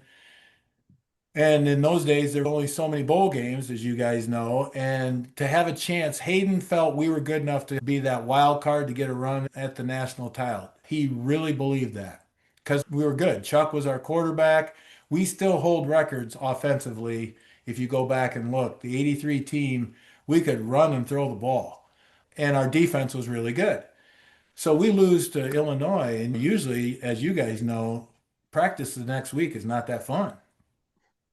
It was like just a normal practice. Like, is something wrong with coach? What's going on? Everybody's acting normal. We lost at Michigan in a tight one. We had our chances, but it was a tight game, and we lost. We've never practiced so hard as coming home from that game because that blew our chance then to be one of the choices to maybe go to the Orange Bowl to play Nebraska, who we knew we can beat. The Ronnie Harmon show. It was the Ronnie Harmon show out in Happy Valley. And you guys heard that story, right? And it was true. Chuck would just throw the ball. Ronnie will go get it. Because he was that great of an athlete, right? And we showed the world. We went to Happy Valley and beat him. And so we were that good that year. And it didn't work out, and then we lost in the Gator Bowl in the coldest game I've ever played in my life, and I played in Minneapolis when it was freezing cold, but we didn't have any cold weather gear, and it was just damp and cold and foggy, and it was brutal. And it was an ugly football game, and they had great football players, and when they won, I don't know, by a touchdown or less. It was against the Gators. 14-6. I can remember all the bad plays. I just can't remember the scores, and a loss is a loss. So painful. My dad Brian's said the like an same thing. encyclopedia. I've got it pulled up. I'm looking at the scores. I don't Oh, have it yeah. in my head completely. You got a lot of this stuff in your head, though. Yeah, that's amazing. But it was an ugly football game, and it was Yeah. pure defense. I think they had Wilbur, is it Wilbur? Played for the Bears. Wilbur Marshall. So sorry. When you look back, I never can tell you who we played against unless I go look back and look, you guys, because we were raised, and the Hawks always think if we do our job, we win. So it doesn't matter who you're playing against, it's just a number. But then when you go back and look at some of the guys you played against, you go, wow, they were pretty good. They were pretty good. Yeah. You have a lot of company of people going over this, remembering the stuff they did wrong. So yeah, everyone's doing the same thing. Oh, I did this play happen. Matt Sherman said he still doesn't watch one of the Michigan games he played in like 97 or whatever. So That's because they replay that play 25 times in film. Sure. Coach it's burned in your head. Yeah. It gets burned in your head. What are you doing here? I took a false step on a pass I caught first down, and Coach Snyder, he clicked that clicker 42 times. Lon and Jason, this will get you beat against a good team. You can't be doing this. Okay, Coach, I saw it after the third time, 42nd. It's burned in there, baby. And God bless him. What a great coach. Yeah. And you thank him for doing that stuff. The question I have on that level is, do you think it has to be that way? Or do you think some of these things worked, right? But does it have to be these things? Do we have to be that critical of ourselves to get better? And is it healthy? Is there a better way to do that or no? Or you think that's just like the way it is? I know there's the way it is, but is there a better, more healthy way if you were like, all right, we rebuild this system differently? You think, or you think that's just the way it has to be? It's already being done. I think that's the way it was for almost all of the coaches. And I'm not in the rooms now. I've been around high school and lower levels. I don't know. I'm with you. I'm not sure that it's still that way or to that extent, but that's a gut feeling I have. Yeah. I think that's the way it was, and we were all used to it. And I think it did affect some people negatively, but the rest of us, it was just the way it was. So what do you think? My answer is like an attorney. On this hand, it's this, and in this hand, it's this, right? So I'm going to be a little wishy-washy. But I think the great coaches know who they can be that way with and who they can't. I think discipline is still critical, and the details are magic about that. But I think some of that is built into our brains, and that's what makes us who we are. But I also then believe that the great ones have the ability to tell themselves, believe, or switch a switch that says, but that's not normal for me, and I can move on from that, and are able to then flush it, and then usually come back and redeem, prove, or do things that just validate, that help that individual get back on the path of what they can do. I think there's ways to work through that now that are much better than they were, and there's methodology, tools, and ways that can help you get through that for those that maybe aren't quite wired that way. But I would also say I'd hate to see that completely go away, because I am who I am, and I'm motivated to be the best I can at something. And if I can't do things to do that, I'm going to get stir crazy by just trying to pass it off versus trying to figure out how to get better at it. Doesn't mean there aren't people better than me and more talented than me. You got to acknowledge that too. So I don't know if that answers your question. I think the world has gotten better at dealing with the communication of it's okay to not be perfect, and it's okay you don't have to be perfect all the time, but you got to find a way to move on from that in a way that you don't want to just excuse it away. Accountability, yeah. Yeah, no, it's interesting. Having a young child, I'm thinking about how I'm trying to get her to think about some of these things? Or I guess I'm not thinking about it yet, but more of just what would be the ultimate, right? Yeah, you want to have a sense of accountability. You want to have passion about it. You want to be able to, like you said, I think drop like the negative part, because I didn't do that myself. I would just grind on it. I messed up in the one game I played in the NFL, and I don't think I slept for a week because it was like this loop in my head. I think I got to the end of my career when I was at the Chiefs on camp, and I just, at that point, just honestly didn't give a fuck. And I was like, oh, it was awesome. I played great. If I'd have just let go of some of this just like death grip on, okay, you just messed up, and how do I get rid of that? So there's that part. And then we're watching the Indiana game, and maybe it's teaching him how to fail and be like, okay, yeah, you just went out and did this. That's okay, because you got to go through this progression of, you got to come back from adversity. You've got to have these bad games, have these things that you got to work through. And it's just more normalize the grind of it. Okay, you're not just going to shoot right to the top. It's these little hills and valleys, and how do I get you in a mindset of, you're just walking up a mountain, right? This is part of your progression of, okay, you might skip quickly to step 4, but then 5 and 6 are going to be a bitch. So I think I'm just thinking of that in general. I guess I'm gone off topic a little bit there, but No, you're not off topic. And I think as times have changed, and you and Jason are both, I think there's tools and people have found ways to maybe help people get through that. If an individual doesn't have that as a part of their DNA, we shouldn't just throw them to the curb, I guess is the way to say it. That there, if you can find a way to help them navigate that and understand what you just said, then that's better for those individuals who need that. But I don't feel like I was able to let go of the grinding enough to have it be a help for me and not a hindrance. But that doesn't mean that's the same for everybody. And as a coach, if they can pick up on those nuances of who can do that and who can't, that's what I think makes a great coach. Parker Hesse and I were talking, and Dan Campbell obviously played. And who's the other coach in the league now that has played?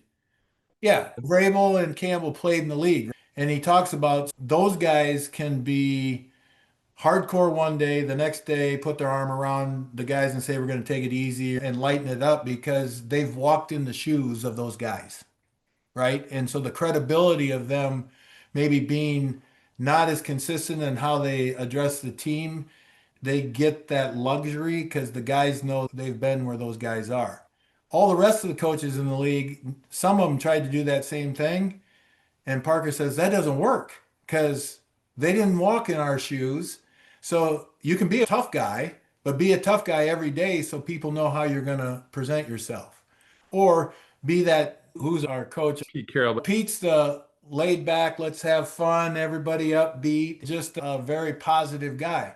But he was that way every day. So I think people today, if you're consistent and they know who you are in helping you through these issues, that's more valuable than everybody having the magic potion, if that makes sense. So as a dad who's made a lot of mistakes, just be consistent for your daughter, and that's what's the best thing you can do, and she'll appreciate that as you just define what that is. And then if you make a mistake, just tell them you made a mistake.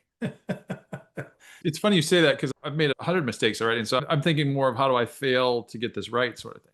Just a different mindset. So that seems to be working for me, at least, of just trying these things over. And like, okay, yeah, that was a dumpster fire. Let's try this. Let's try that. So I think that's more the mindset that I was thinking, but didn't really know, like in practice, if that was a way or not, or how people thought about it. But I'm going to finish with, that works for you, and it can work for a lot of people as long as you were laughing while you said that. The mindset, right? I'm not hanging on to these failures like I would have. I'm just like, okay, I'm trying to get to a destination and not necessarily an outcome, if that makes sense. I guess it's the outcome. You're just so wrapped up in the outcome of it. Do I need to be more wrapped up in kind of the process than just, being like, oh, you didn't do well, do this. It's okay. No, it's just another opportunity for you to go out and do something else. I think so. Back to the mindset piece, I guess I've really dug on that a lot, but who knows? No, I like what you're saying, because I bet if you look back, even in the old days, you're like, you failed. What you just said is, I made progress. It just wasn't quite maybe as far as we thought, but that's okay, because now we go to the next step or another approach. Keep building on it. Yep. Or I guess there's realistic progress too, right? I guess we all probably wanted or thought we would be Hall of Fame pro football players. If it didn't happen that way, or at least that was my thoughts, I guess. It's like anything less than the ultimate top is a failure, and that's not always the case, I suppose. What were some of the memories you had? I was trying to prep like we should for this call and just breaking it down, and very fortunate, played in a lot of games. We lost a lot of games too. I was kind of in that my first 2 years, we were very successful. I was looking back because one of my core memories happened in the Ohio State game my freshman year, and we were like 7-1 at the time, and we ended up losing that game. What I took away is late in the fourth quarter, they're driving. I make a pick, I think in the end zone, pretty sure it's in the end zone. And it was fourth down. And ball comes out to the 20. We end up going very short series, maybe 3 and out, and they end up winning the game. But I remember Coach Fry coming over, I think in the moment, and saying I should have knocked it down. And he was probably right, but I replayed it in my head a million times, and then obviously film study with Coach E. And, you know, we both agreed that at that moment, and I don't remember who the Ohio State wide receiver was, it was like, no, I had to go up and take that ball down. Edwards is in the slot to the quarterback's left. Fry, under pressure, steps away from it, throws to the goal line, intercepted by Iowa. Brian White. No, that was Jason. But that game went from being what should have been an incredibly positive memory for me and our team and put us at 8-1. We go on to beat Purdue the next week, and who knows where we finish that season out. As it is, we go to the Rose Bowl, which was a phenomenal experience, but we end up losing 3 out of our last 4 to, man, should I have knocked that down? Should I have knocked that down? But it goes back to what Lon was talking about. Those are the plays that even now they stick with you, but it was a great memory as far as I thought I made a big play to help us win this game. And in reality, we don't win the game, so it gets flipped on its head. To that, the next year we're up in Wisconsin in a low-scoring game. And again, splitting time with Brian Wise, so I don't remember exactly how many snaps. Did I play more? Did I play less? But prior to Mike putting that drive together and the winning touchdown with Saunders, they actually gave that game away and tried to throw it out in the flats. And I was fortunate and made the pick. And it was that drive that went down and gave us that victory. The Badgers' celebration was short-lived, however.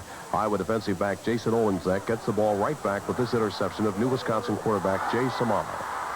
The defense was looking for a turnover, and it just happened that they threw it my way, and I was glad I came up with it. They were just sprinting out my way, and they had trips out there, and I kind of hid behind the tight end and hoping that they'd throw it up to him, and they tried to stick it over my head, and it just fell a little short right to me, actually.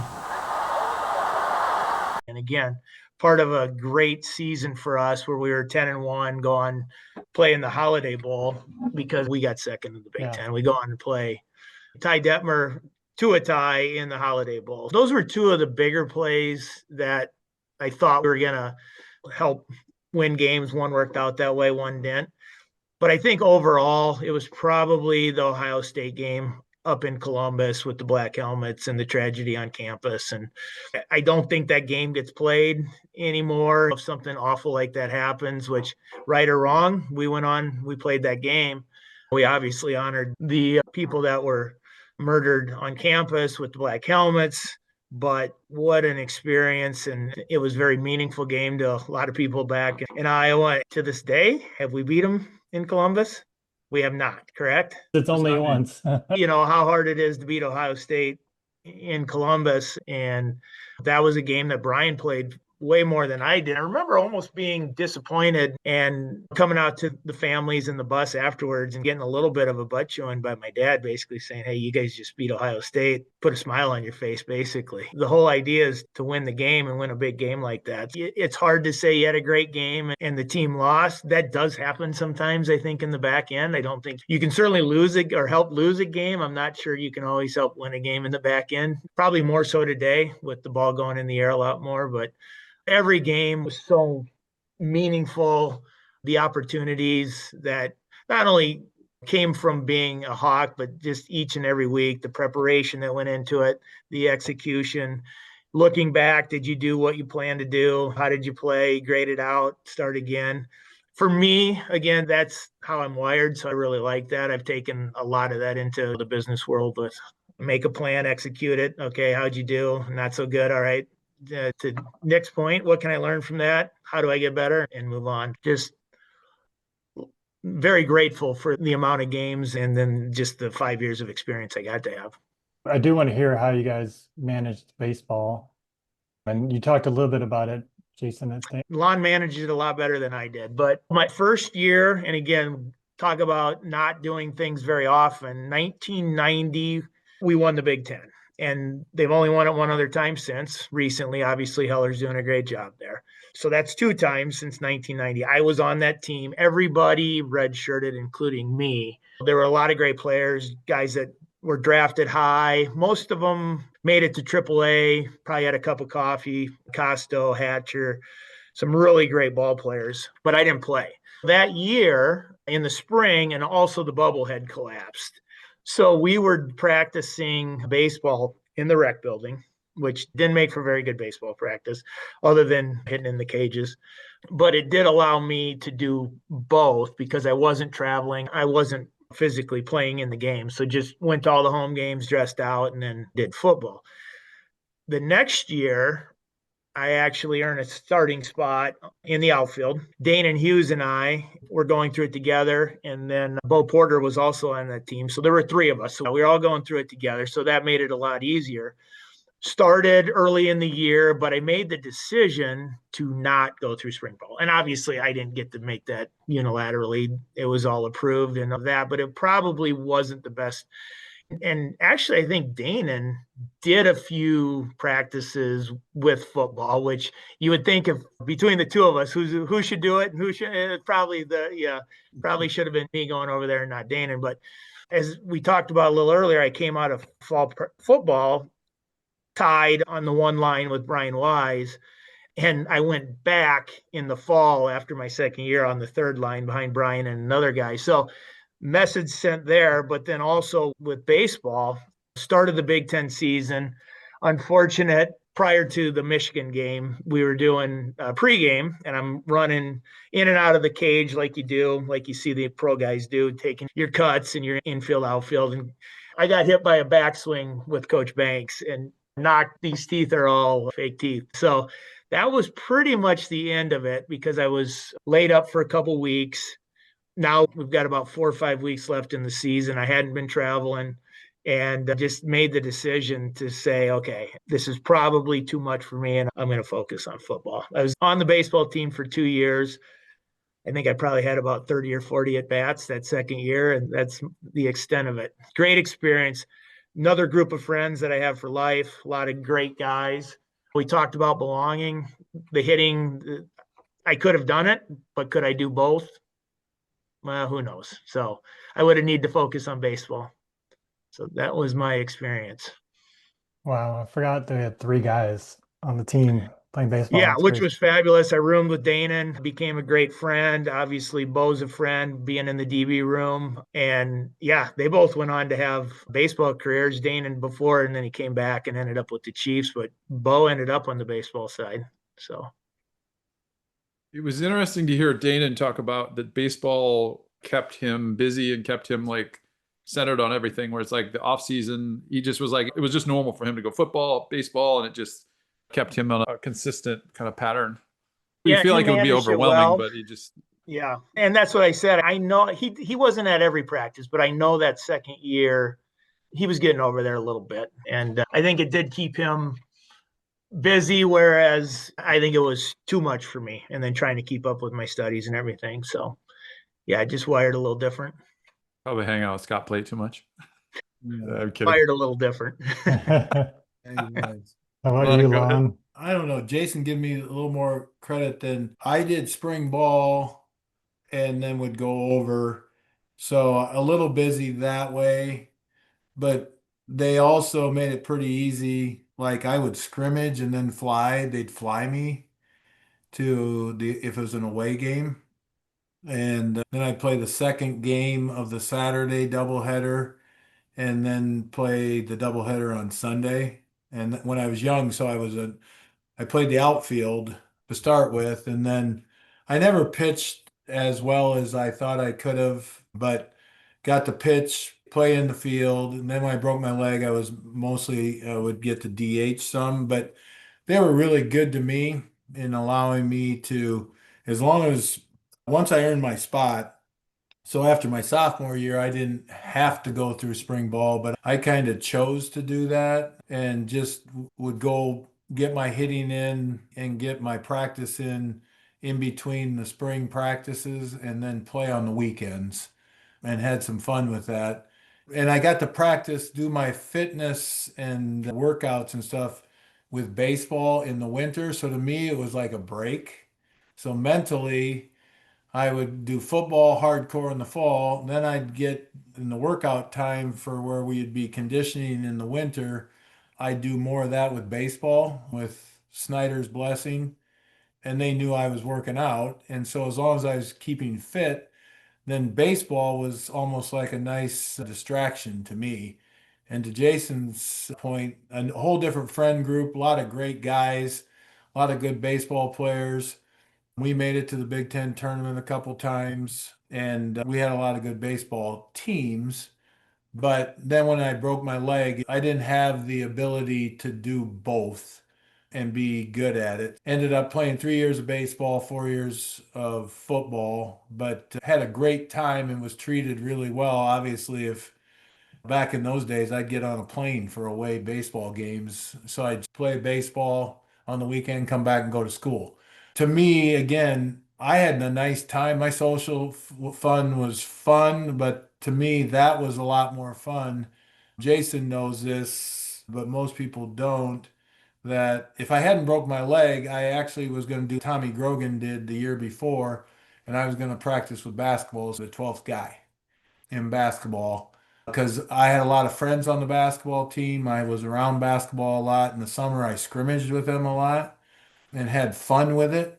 I was going to be one of those guys that would show up and make them work hard and hang out with the basketball team in the winter. So to me, trying to do in-season sports was mentally therapeutic for me, I guess is the best way to say it. And that made me better in the other sports because I would be hungry for that sport at that time because I got a break from that.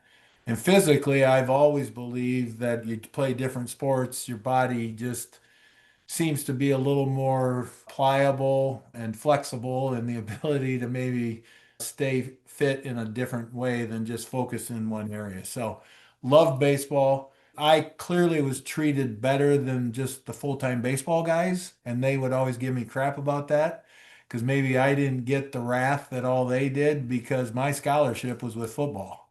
And so DB was given the opportunity to have me play, not he didn't own me. And he never treated DB. He's legendary, but those guys, they probably got rode a little bit harder than Lon because Lon's scholarship was with football. Sounds like a hell of an experience either way. Kind of have those to do both like that. Yeah, that sounds great. Oh, I had fun. It was fabulous.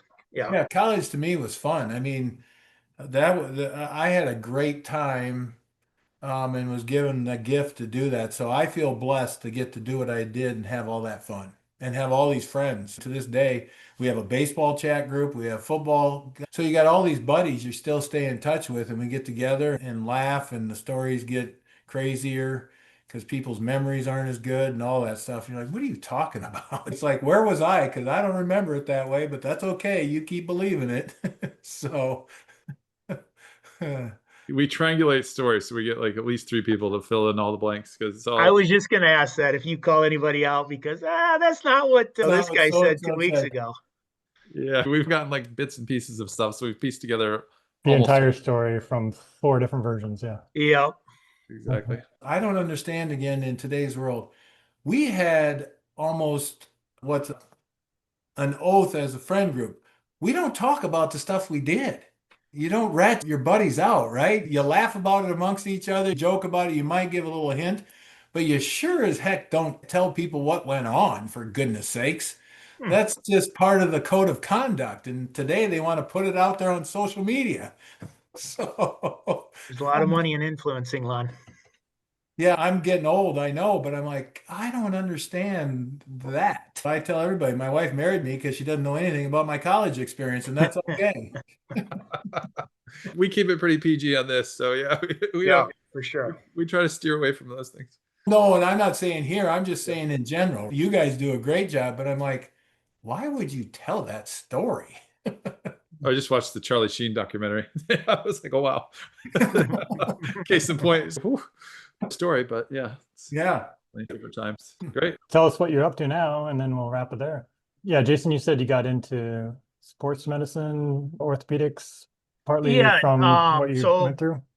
Post-college, after not getting into medical school and kind of making a decision, and I was doing research at the University of Iowa in the orthopedic department. John Callahan became a friend. Covered 1 year, he covered the football team in between a couple of the sports med docs. And he was also friends with Lon. I went to work for him thinking I was going to go to medical school. Didn't get into Iowa. Started seeing reps come around, and I'm like, hey, what do those guys do? And this is 1994, 95. He said, oh, these are reps. Let me introduce you. I took a job as a sales rep with Johnson, which later became Johnson Depew, selling orthopedics, mostly total hips and knees. And I've been in that industry ever since. And it's been great industry, great bunch of people. I went from there to owning the distributorship to managing for a corporate company called Smith & Nephew. And I manage Iowa, Nebraska, and doing very similar things that I did 30 years ago, selling hips and knees and trauma and total shoulders and all that kind of stuff. Put together a good team, great group of people around me, great products. And then you get to spend a lot of time with a lot of smart people, surgeons, nurses, other people in the hospital. It's been a good career. Got to have something to a little further along, and we'll see how that goes. I retired in the end of 2016. So I had 18 years in leadership with Transamerica. I had the opportunity to do some great things, did mergers and acquisitions, sales leadership, and then global head of talent. And out of that, then was able to retire in 2016. Still do some coaching. The one that I am very grateful to get to be, just have a small piece of the puzzle is Coach Ferentz and I go back to 1981, and he's always been good to me. And we've always done some different things within the team. And with that, now I still get to be around the athletes and around practice and just try and talk to kids about keeping things in perspective and talk to them more about life and things like that. So just look for ways to maybe help a kid that's got his chin down, or somebody that maybe needs to put their arm around him, things like that. And he allows me to be around those guys. And so I get to know some of these young men, which keeps me young being around the program. And then I'm on the board and the leadership team of a bank down in Southern Iowa that's a great story and does really well. And again, I'm involved in the culture of that group and I'm going there tomorrow. We have a leadership meeting again that's once a month. And so between playing pickleball and hunting and fishing and then those things I just described, that keeps me busy enough. Great. Thanks, guys. I think that's a good place to shut her down. So really appreciate you guys coming on. We'll see if we have any blowback from the books or not. See if they have any report on you guys' shout out earlier. So, I hope so. It's not hard to get Doug excited, so I would think. That's true. But thanks for having us. I hope. I really appreciate it. You guys do a great job. Yeah, no, we always enjoy hearing people's journeys and the ups and downs and all that stuff. So thanks for walking through that and telling us some of those things. We appreciate it. No, appreciate it, guys. Thanks, you guys. It was fun.